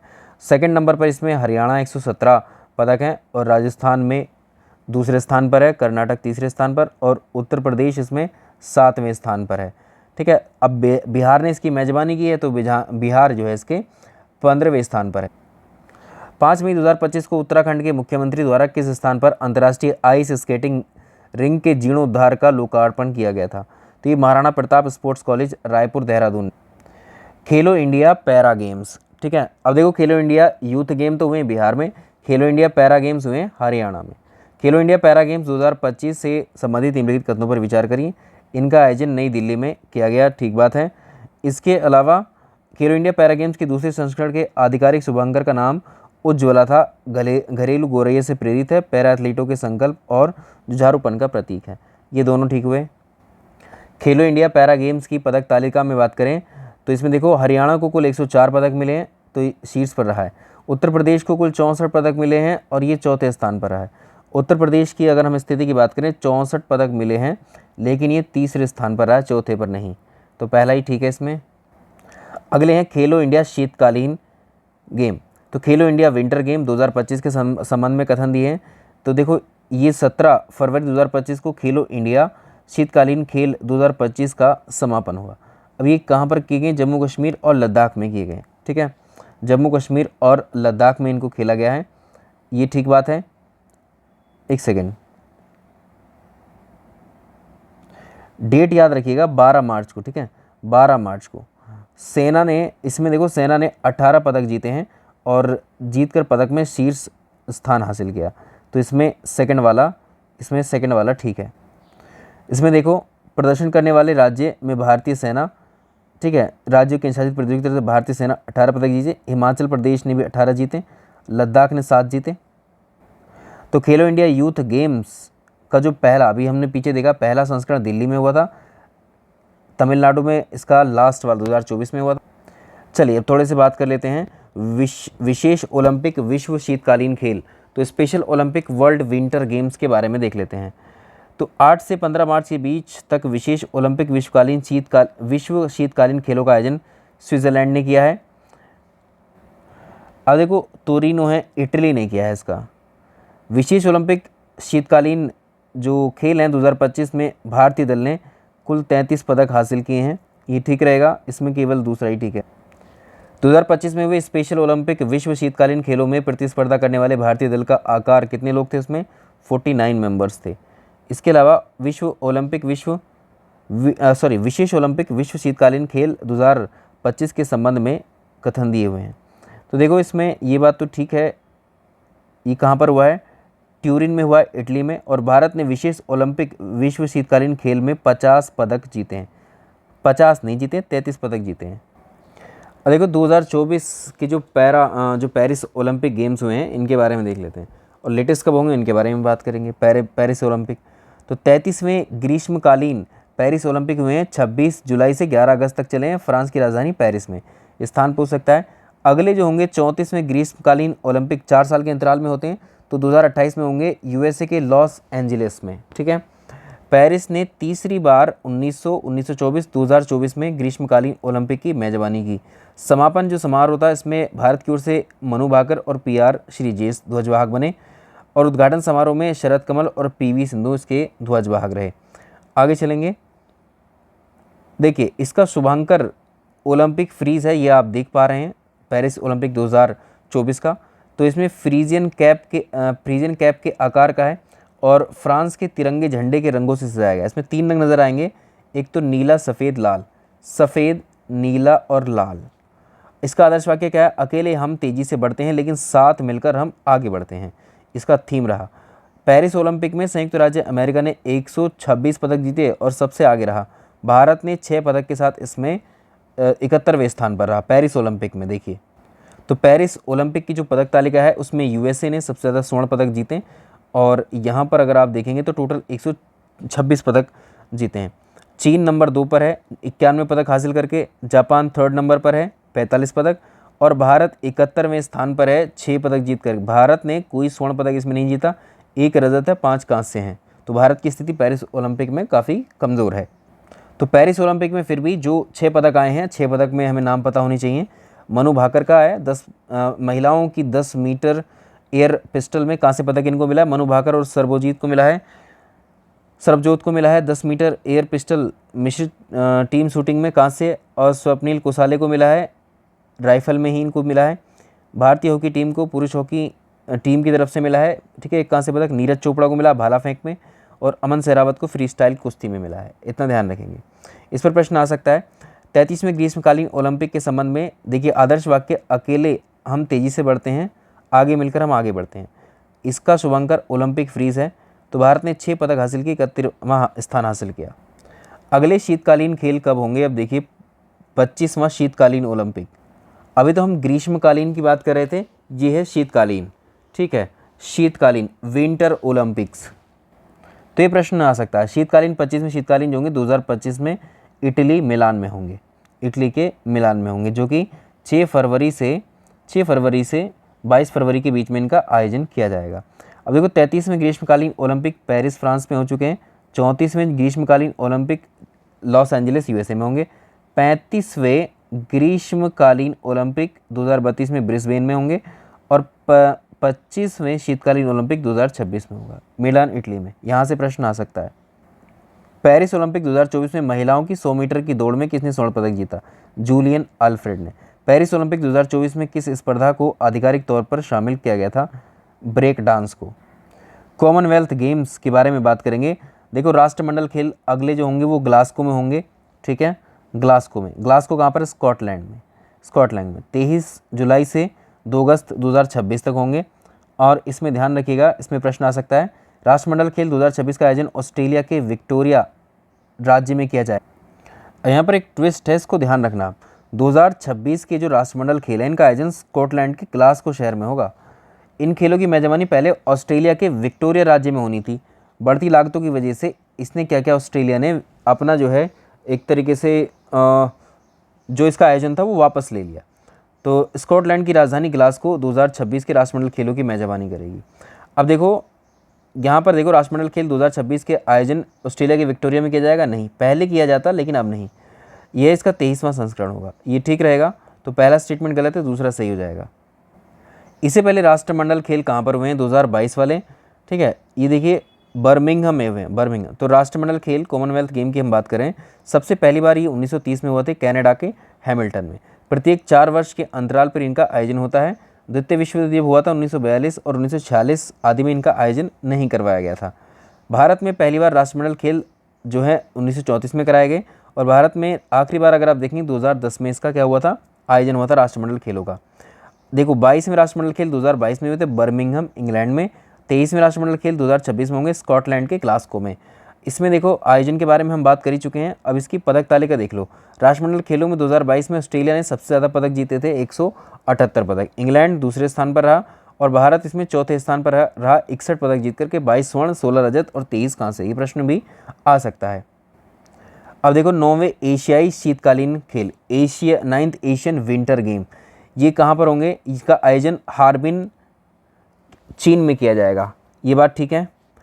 इन खेलों का शुभांकर बिन बिन नीनी बाग थे, जो एकता और शीतकालीन खेलों के प्रतीक हैं। ये दोनों बातें सही हैं। इसकी पदक तालिका देखो, 9वें एशियाई शीतकालीन खेलों में किस देश ने पदक तालिका में शीर्ष स्थान प्राप्त किया? चाइना ने ही किया है, 85 पदक जीते हैं। जो 10वें अगले शीतकालीन खेल होंगे, एशियाई शीतकालीन खेल 2029 का आयोजन किस स्थान पर किया जाएगा? सऊदी अरब में। 20वें एशियन गेम्स, 20 एशियन गेम आईची नगोया में। देखो, 19 से 4 अक्टूबर 2026 के बीच में आईची नगोया शहरों में होंगे ये, और इससे पहले 1958 में टोक्यो में, 1994 में हिरोशिमा में खेलों का आयोजन जापान में हो चुका है। तो तीसरी बार आयोजन होगा जापान में। 20वें एशियाई खेलों के संदर्भ में निम्नलिखित कथनों पर विचार करें। इन खेलों का आयोजन जापान के 2 शहरों आइची नगोया में किया जाएगा। टोक्यो 1958 के बाद, हिरोशिमा 1994 के बाद नगोया एशियाई खेलों की मेजबानी करने वाला तीसरा जापानी शहर होगा। आगे चलें। 2026 एशियाई खेलों का आधिकारिक आदर्श वाक्य इमेजिन वन एशिया, ये भी ठीक है। एशियन गेम के बारे में कभी कभी इसका बेसिक पूछ लेता है। एशियन गेमों का एक अन्य नाम भी है एशियाड। एशिया खेल जो है एशिया की सबसे बड़ी खेल प्रतियोगिता है। 4 वर्ष में एक बार इनका आयोजन किया जाता है और एशियाई खेलों का प्रतीक है उगते हुए सूरज के साथ एक दूसरे से जुड़े हुए छल्ले। प्रथम एशियाई खेलों का आयोजन 1951 में ही किया गया था, हमारे देश भारत में ही। तो भारत ने वर्ष 1982 में भी एशिया खेलों की मेजबानी की थी। भारत एशियाई खेलों के संस्थापक सदस्यों में से एक है और पहले एशियाई खेलों की मेजबानी भारत ने ही की थी। एशियाई खेलों का 9वां संस्करण 1982 में हुआ था और नई दिल्ली में आयोजित किया गया था।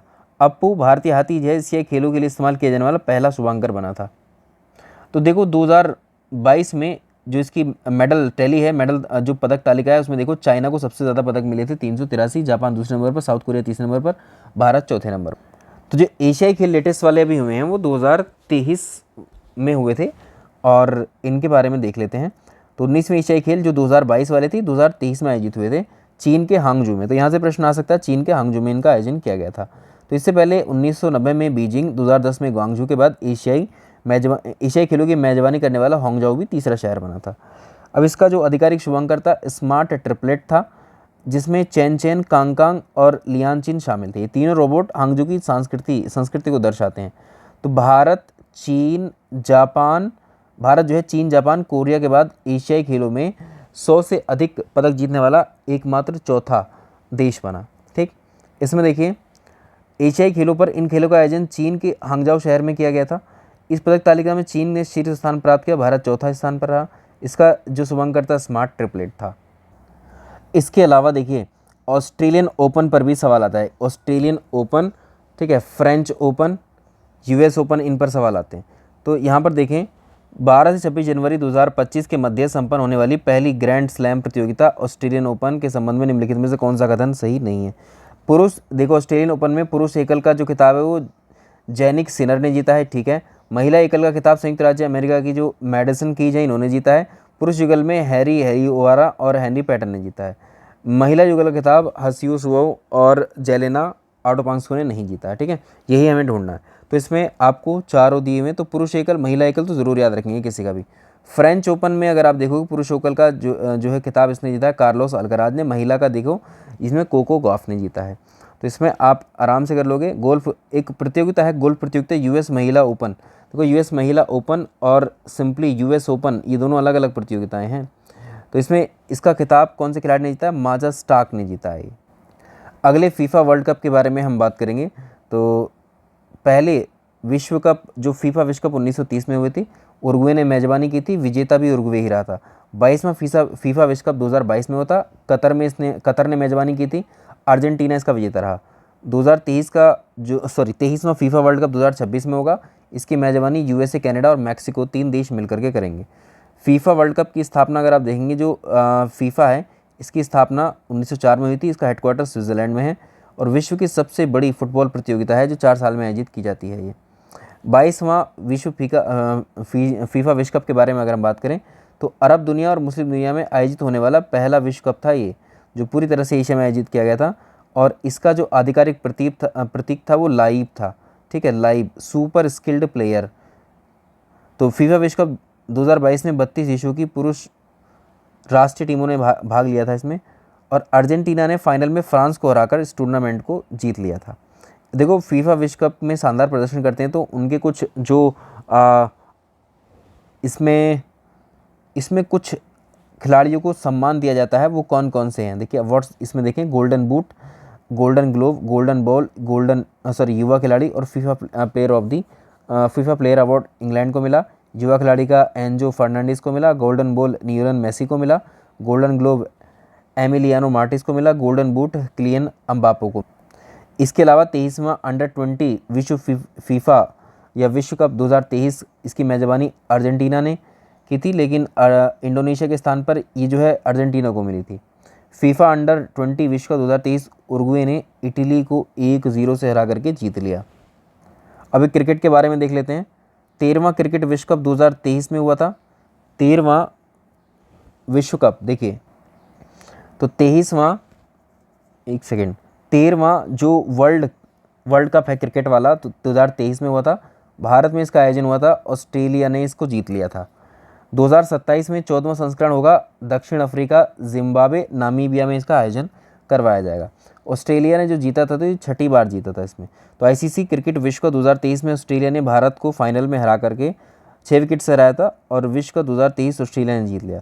सबसे रन बनाने वाले, सबसे ज़्यादा रन जो है विराट कोहली ने बनाए थे। सर्वाधिक रन जो लिए थे वो सर्वाधिक रन विराट कोहली के थे और सर्वाधिक विकेट लेने वाले गेंदबाज मोहम्मद शमी, 24 विकेट लिए थे इन्होंने। पहला क्रिकेट विश्व कप 1975 में इंग्लैंड में हुआ था, वेस्ट इंडीज़ विजेता रहा था। इसके अलावा ऑस्ट्रेलिया सबसे सफल देश है, इसने 6 विश्व कप जीते हैं अभी तक। 2007 में ऑस्ट्रेलिया लगातार 3 विश्व कप जीतने वाली पहली टीम बनी थी और भारत और वेस्ट इंडीज़ केवल 2 देश ऐसे हैं जिन्होंने 2 बार ये वर्ल्ड कप जीता है। भारत ने 1983 में पहली बार वर्ल्ड कप जीता था और 2011 में जीता था महेंद्र सिंह धोनी के उसमें कप्तानी में, और 1983 में कपिल देव की कप्तानी में जीता था। आगे भी देख सकते हैं, इनके अगले सेशंस हम डिस्कस कर ही चुके हैं आपसे। क्रिकेट वर्ल्ड कप महिला वाला भी देख लेंगे क्योंकि महिला पर भी प्रश्न आते हैं। 13वां आईसीसी महिला वर्ल्ड कप जो है इसका आयोजन कहाँ पर होगा? भारत में। अभी हुआ नहीं है, सितंबर से नवंबर के बीच में खेला जाएगा, ठीक है। होस्ट कंट्री इंडिया और श्रीलंका है इसमें, तो इसमें आयोजन भारत इसमें करेगा इसका आयोजन। आगे चलते हैं। तो वर्तमान चैंपियन ऑस्ट्रेलिया को अगर देखें 7वां खिताब जीता है। इंग्लैंड इसमें 4 बार जीत चुका है, ऑस्ट्रेलिया 7 बार इसमें जीत चुका है। आईसीसी अंडर 19 महिला T20 विश्व कप 2025 का खिताब किसने जीता है? तो ये भारत ने जीत लिया है। इसके साथ साथ एडिशनल प्रश्न भी याद रखो। आईसीसी अंडर 19 महिला T20 विश्व कप 2025 में player of the series award किसको मिला है? ये गोंगादी त्रिशा। महिला कबड्डी विश्व कप 2025 का आयोजन कहाँ पर किया जाएगा? राजगीर में, ठीक है, बिहार के अंदर किया जाएगा। अंडर 19 क्रिकेट विश्व कप पुरुष की बात करें 2024 वाला, इसका आयोजन दक्षिण अफ्रीका में हुआ था, लेकिन ऑस्ट्रेलिया ने इसको जीत लिया था। और ये सब जो क्रिकेट की जितनी भी प्रतियोगिताएं हैं उनको कौन कराता है? International cricket council, ICC. 1909 में इंपीरियल क्रिकेट सम्मेलन के रूप में इसकी स्थापना हुई थी और 1987 में इसका नाम बदल करके आईसीसी कर दिया गया था। इसका हेडक्वार्टर कहाँ पर है? यूएई में, दुबई में। चलिए अब बात करते हैं एक इम्पॉर्टेंट सेक्शन के ऊपर, सूचकांक के ऊपर। बहुत सारी सूचकांक जारी किए जाते हैं साल में और उसमें प्रत्येक देश की रैंकिंग दी जाती है। अलग अलग क्षेत्र में ये रैंकिंग है। आइए इसकी ऊपर चर्चा कर लेते हैं हम लोग एक। तो देखिए, सबसे पहली बात, मानव विकास रिपोर्ट की हम बात करें 2025 में रिपोर्ट आई है। इसमें शीर्ष स्थान पर अगर आप देखें तो आइसलैंड कंट्री है, ठीक है। मानव विकास रिपोर्ट में शीर्ष स्थान आइसलैंड को दिया गया है और कुल 193 देशों में भारत की रैंकिंग इसमें 130 है। और इसको जारी करने वाली संस्था कौन सी? United Nation development program, UNDP के द्वारा इसको जारी किया जाता है। अगली देखें, हैनले पासपोर्ट इंडेक्स 2025 में शीर्ष स्थान सिंगापुर को मिला है और भारत की रैंक इसमें 85 है। इसको हैनले एंड पार्टनर्स के द्वारा जारी किया जाता है। वैश्विक शांति सूचकांक 2025 में आइसलैंड को प्रथम स्थान दिया गया है और 115वीं रैंक भारत की है। इसमें Institute for Economic and Peace के द्वारा जारी की जाती है। विश्व प्रेस स्वतंत्रता सूचकांक में भारत की रैंकिंग 151 है। आप भारत की रैंकिंग देखिए, जो निचले जो इन रैंक में जो निचले देश हैं उनके आसपास आपको देखने को मिलेगी, ठीक है। ज़्यादातर रैंकिंग्स में हम जो है पिछड़े हुए नज़र आते हैं इसमें। तो देखो, ह्यूमन सबसे इंपॉर्टेंट मानी जाती है ह्यूमन डेवलपमेंट इंडेक्स, ठीक है। तो इसमें भी हमारा रैंकिंग जो है कुछ खास नहीं है। ऐसे ही हैनले पासपोर्ट इंडेक्स में अगर आप देखेंगे तो भारत में विश्व में सबसे मजबूत जो पासपोर्ट है वो सिंगापुर का है। यानी सबसे ज़्यादा देश आप किस देश सबसे ज़्यादा आप जो है सबसे ज़्यादा मजबूत किस देश का पासपोर्ट है? तो वो किसका है? सिंगापुर का। विश्व खुशहाली रिपोर्ट वर्ल्ड हैप्पीनेस इंडेक्स में नंबर 1 पर फिनलैंड है, 126वें स्थान पर भारत है। सतत विकास समाधान नेटवर्क इसको जारी करता है। लैंगिक असमानता सूचकांक 2025 में फिनलैंड प्रथम स्थान पर है, भारत 108वें स्थान पर है। इसको यूएनडीपी जारी करता है। वैश्विक ऊर्जा संक्रमण सूचकांक 2025 में प्रथम स्थान पर स्वीडन है, भारत की रैंक इसमें 71 है। विश्व आर्थिक मंच इसको जारी करता है। Global gender gap index 2024 Iceland प्रथम स्थान पर। आइसलैंड हमने देखा कि कई उसमें नंबर 1 रैंकिंग पर है, 131वें स्थान पर भारत है। विश्व आर्थिक मंच इसको जारी करता है। अंतर्राष्ट्रीय बौद्धिक संपदा सूचकांक अमेरिका इसमें प्रथम स्थान पर है, भारत 42वें स्थान पर है। जलवायु परिवर्तन सूचकांक 2024 में डेनमार्क प्रथम स्थान पर है, भारत इसमें 10वें स्थान पर है। आगे देखें तो ये सब आपको याद रखने होंगे। इसके अलावा देखिए आर्थिक स्वतंत्रता सूचकांक में सिंगापुर प्रथम स्थान पर है, भारत 128वें स्थान पर है। द हेरिटेज फाउंडेशन के द्वारा इसको जारी किया था। विश्व प्रतिभा रैंकिंग 2024 में स्विट्जरलैंड प्रथम स्थान पर है, भारत इसमें 58वें स्थान पर है। एआई तत्परता सूचकांक में सिंगापुर प्रथम स्थान पर है, भारत 72वें स्थान पर। ग्लोबल फायर पावर रैंकिंग में अमेरिका प्रथम स्थान पर है, भारत 4th स्थान पर है। ग्लोबल यूनिकॉर्न इंडेक्स में अमेरिका प्रथम स्थान पर है, भारत 3rd स्थान पर है। ग्लोबल लिवेरेबिलिटी पर जो है डेनमार्क प्रथम स्थान पर है। वायु गुणवत्ता रिपोर्ट में चार्ड प्रथम स्थान पर है, भारत 5वें स्थान पर है। स्विस कंपनी IQ एयर के द्वारा इसको जारी किया था। मानव स्वतंत्रता सूचकांक में अगर आप देखेंगे स्विट्जरलैंड प्रथम पर है, भारत 110वें स्थान पर है। वैश्विक प्रतिस्पर्धा सूचकांक में डेनमार्क प्रथम स्थान पर है और भारत 43वें स्थान पर। भ्रष्टाचार धारणा सूचकांक में डेनमार्क को प्रथम स्थान मिला है और भारत को 96। वैश्विक नवाचार सूचकांक स्विट्जरलैंड इसमें 14 पहले स्थान पर स्विट्जरलैंड है और इसमें 40 प्लेस पर हम हैं। वैश्विक भुखमरी सूचकांक में बेलारूस प्रथम स्थान पर है, भारत 105। सस्टेनेबल डेवलपमेंट रिपोर्ट में फिनलैंड प्रथम स्थान पर और भारत है 109वें स्थान पर। तो ये चीज़ें आपको सारी याद रखनी होंगी। चलिए अब हम बात करते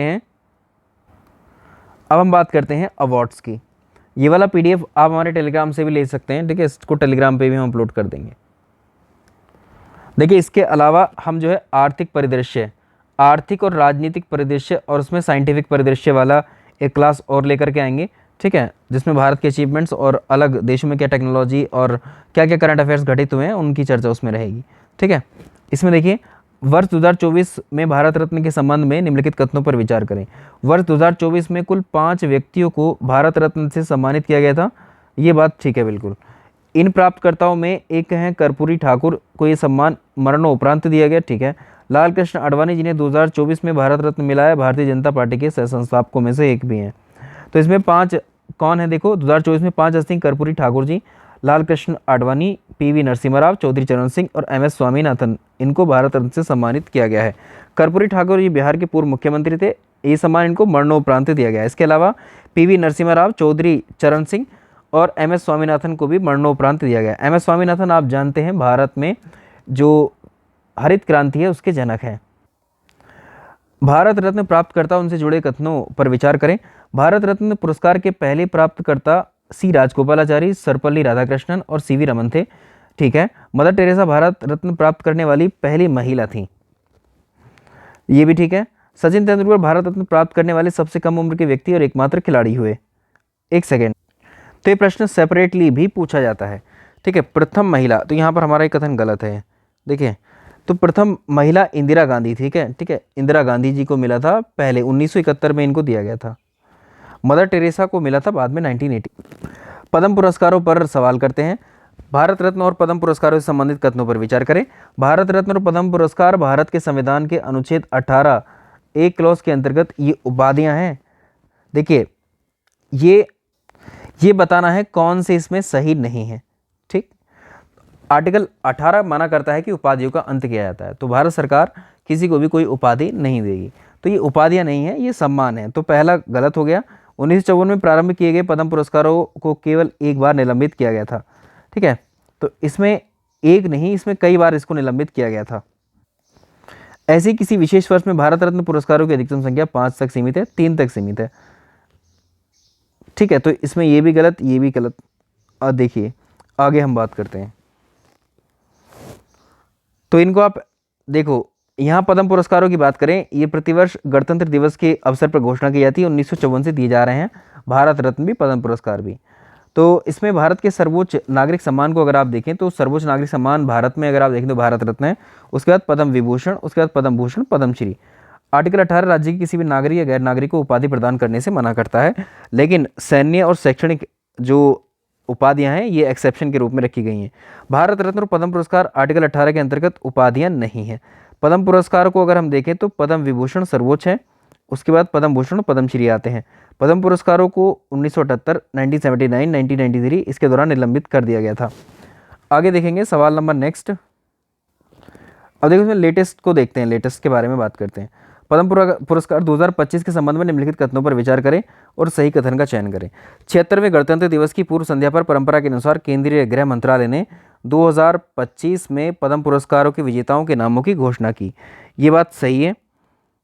2025 में राष्ट्रपति एकल युग मामले सहित 139 पद्म पुरस्कार दिए गए, जिसमें 7 पद्म विभूषण, 19 पद्म भूषण और 113 पद्मश्री थे। ये भी ठीक है।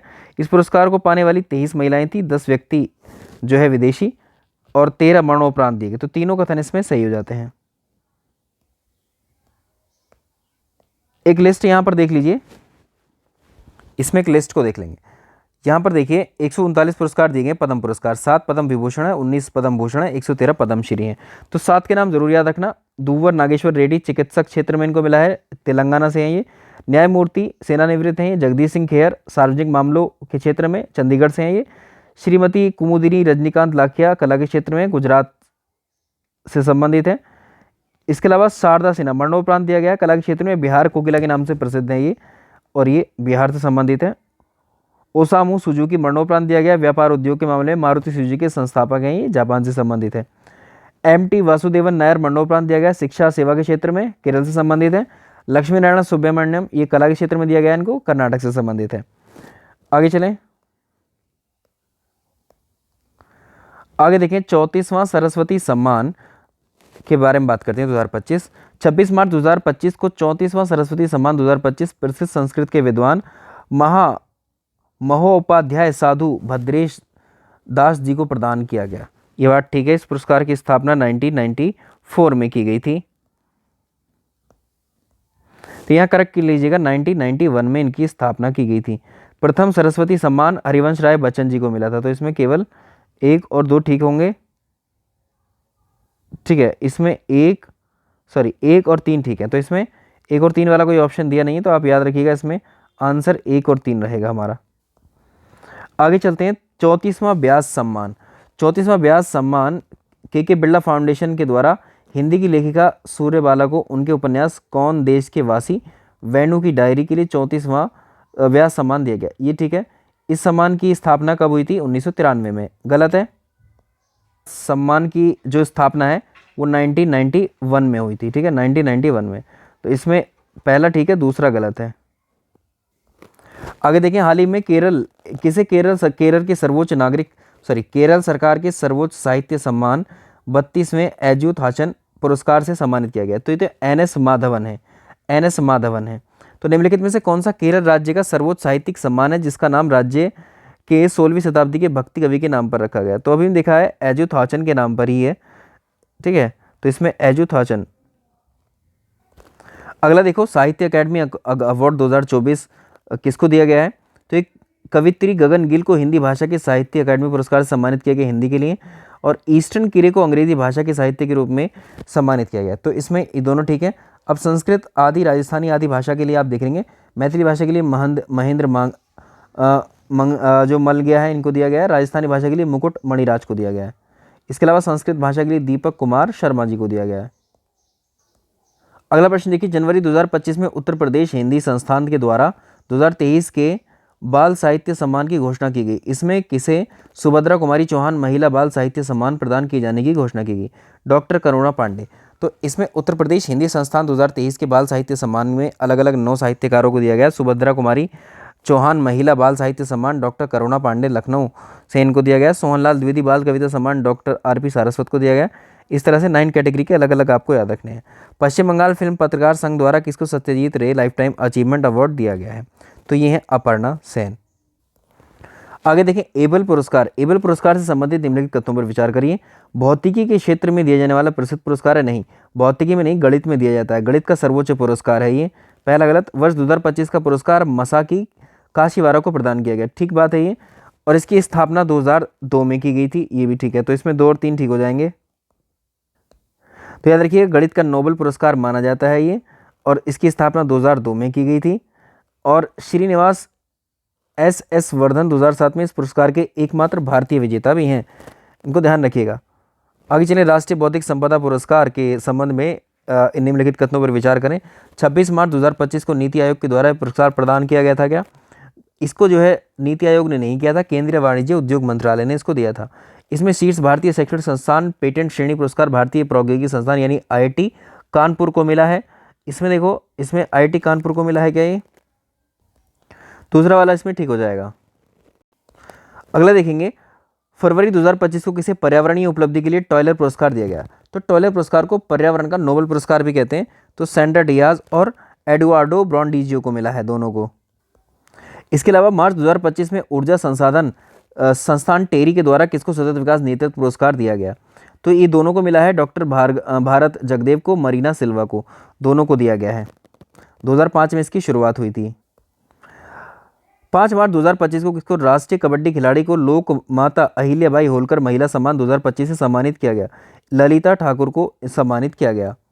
आगे चले, गंगाधर राष्ट्रीय कविता पुरस्कार, गंगाधर राष्ट्रीय कविता पुरस्कार किसको दिया गया है। तो ये हैं, देखिए, प्रतिभा सत्पथी, प्रतिभा सत्पथी। आगे देखें, 97th ऑस्कर पुरस्कार के बारे में बात करते हैं। 2 मार्च 2025 को फिल्म अनोरा को 97 ऑस्कर पुरस्कार में बेस्ट फिल्म का अवार्ड मिला है। तो आप इसे 3-4 कैटेगरी जरूर याद रखेंगे। देखो, एक तो सर्वश्रेष्ठ फिल्म की कैटेगरी, सर्वश्रेष्ठ अभिनेत्री और सर्वश्रेष्ठ अभिनेता और सर्वश्रेष्ठ निर्देशक, ये जरूर याद रखना। इन चारों में से एक प्रश्न आता है। सबसे बड़ी बात तो इसमें पहले फिल्म के बारे में ही पूछ लेता है और सर्वश्रेष्ठ अभिनेता के बारे में ही पूछ लेता है। तो इसमें सर्वश्रेष्ठ अभिनेता को इसमें पूछा हुआ है एड्रियन ब्रॉडी। एड्रियन ब्रॉडी सर्वश्रेष्ठ अभिनेता, द फिल्म, एक फिल्म आई थी द ब्रूटलिस्ट, इसमें इन्होंने शानदार अभिनय किया था। दोनों ठीक है। चलिए, फरवरी 2025 में किस भारतीय को ब्रिटेन के मानद नाइटहुड की उपाधि से सम्मानित किया गया। तो ये एन चंद्रशेखर। देखिए, इसमें अवार्ड्स और भी हैं, आप इस पीडीएफ से पढ़ लीजिएगा उनको। बाकी जो यहाँ पर अभी एक है नियुक्ति वाला चैप्टर, ठीक है, नई नियुक्तियाँ, न्यू अपॉइंटमेंट्स। तो इसमें आपको ध्यान रखना है, संघ लोक सेवा आयोग के नए अध्यक्ष बनाए गए डॉक्टर अजय कुमार। देश के 52वें मुख्य न्यायाधीश कौन है, न्यायमूर्ति BR गवई, तो भूषण रामकृष्ण गवई जी। उत्तर प्रदेश के नए डीजीपी कौन बने, राजीव कृष्ण बने हैं। संयुक्त राष्ट्र महासभा के 80वें अधिवेशन की अध्यक्षता कौन करेंगे, अन्ना लेना बैरको का भी डिस्कस किया था। अंडमान निकोबार के 18वें commander in chief lieutenant general Dinesh Singh Rana होंगे। भारतीय उद्योग परिसंघ के नए अध्यक्ष राजीव मेमानी और जर्मनी के नए चांसलर फेडरिक मार्च होंगे। अब देखो, भारत की जो मुख्य पदाधिकारी हैं भारत सरकार में, भारत के राष्ट्रपति आप जानते हैं 15वें राष्ट्रपति जो श्रीमती द्रौपदी मुर्मू जी हैं। भारत के उपराष्ट्रपति जगदीप धनखड़ जी हैं। प्रधानमंत्री आप जानते हैं 16वें नंबर के हैं, नरेंद्र मोदी जी। और BR गवई अभी हम देख ही चुके हैं, 52वें न्यायाधीश। अटॉर्नी जनरल कौन है, R वेंकट रमणी। इसके अलावा आपको देखो, यहाँ सारी लिस्ट हमने दी है, जितने भी हो सकते हैं संभव, आप इनको जो है कंप्लीट कर लीजिएगा। राष्ट्रीय सुरक्षा सलाहकार कौन है, अजीत डोभाल जी हैं। CBI के निदेशक कौन है, प्रवीण सूद हैं। इंटेलिजेंस ब्यूरो के जो महानिदेशक है तपन कुमार डेका हैं। रॉ के महानिदेशक रवि सिन्हा। राष्ट्रीय जांच एजेंसी के हैं सदानंद दाते। ED प्रवर्तन निदेशालय के कौन है, राहुल नवीन। CVC कौन है, AS राजीव। इसके अलावा BSF के महानिदेशक, इनमें से भी सुरक्षा बलों का भी एक पूछ लेता है। BSF के कौन है, दलजीत सिंह चौधरी। सशस्त्र सीमा बल के हैं अमृत मोहन प्रसाद। केंद्रीय रिजर्व पुलिस बल के हैं ज्ञानेंद्र प्रताप सिंह। और औद्योगिक सुरक्षा बल के हैं राजविंदर सिंह भाटी। सुरक्षा गार्ड के हैं B श्रीनिवासन। भारत तिब्बत सीमा पुलिस के राहुल रसगोता। और असम राइफल के विकास लाकेरा, इनको भी याद रख सकते हैं। अब देखो, नीति आयोग के अध्यक्ष हैं नरेंद्र मोदी जी। नीति आयोग का जो अध्यक्ष है वो पदेन अध्यक्ष होते हैं, जो प्रधानमंत्री होंगे वही नीति आयोग के अध्यक्ष होंगे। नीति आयोग के उपाध्यक्ष हैं सुमन कुमार बेरी, तीसरे नंबर पे हैं ये। सबसे पहले नीति आयोग के उपाध्यक्ष कौन थे, अरविंद पनगरिया। नीति आयोग के जो CEO कौन है, BR सुब्रमण्यम। नियंत्रक महालेखा परीक्षक के संजय मूर्ति हैं। भारत के मुख्य चुनाव आयुक्त हीरालाल सामरिया हैं। राष्ट्रीय अल्पसंख्यक आयोग के अध्यक्ष इकबाल सिंह लालपुरा हैं।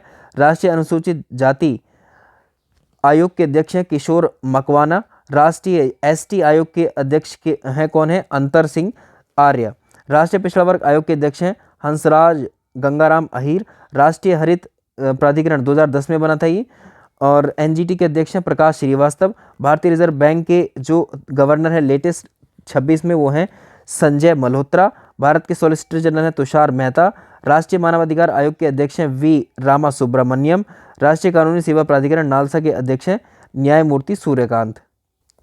इसके अलावा इसरो भारतीय अंतरिक्ष अनुसंधान संस्थान के हैं वी नारायण, इसरो के अध्यक्ष हैं। विक्रम साराभाई सेंटर के अध्यक्ष हैं, निदेशक हैं उन्नी कृष्णन नायर। डीआरडीओ के अध्यक्ष कौन है? समीर वी कामत। राष्ट्रीय महिला आयोग के अध्यक्ष हैं विजया रहाटकर। संघ लोक सेवा आयोग के अध्यक्ष अजय कुमार, अभी हम डिस्कस कर चुके हैं। सीबीएसई के अध्यक्ष हैं राहुल सिंह और एनसीईआरटी के निदेशक है Dinesh Prasad Saklani. Unity grants commission या यूजीसी के अध्यक्ष हैं विनीत जोशी।